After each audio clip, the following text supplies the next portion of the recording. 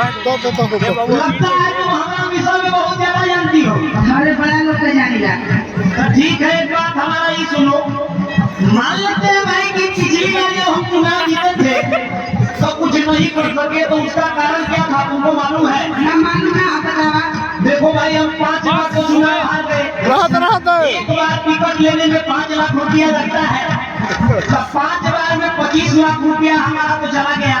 तो पिछली बार जब हम जीते थे तो अपना वही पैसा वसूल करने में रह गए।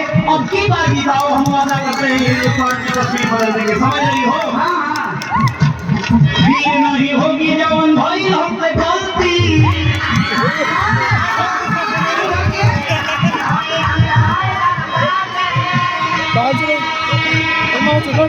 क्या बोले सरकारें जब मान दिया पलटी।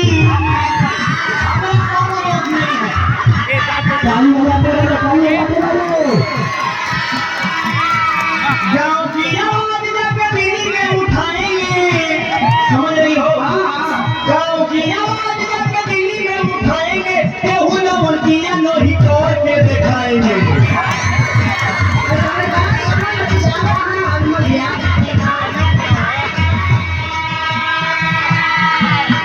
पेट में पैसे तेरा छुरिया चलाई।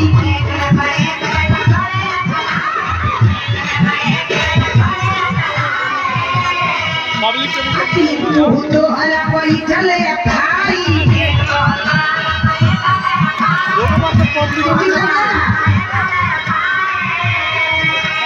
जनता के लूट के खा गया नेताजी। जनता के लूट के खा गया नेताजी। मंगे बहुत किया देखा गया नेताजी।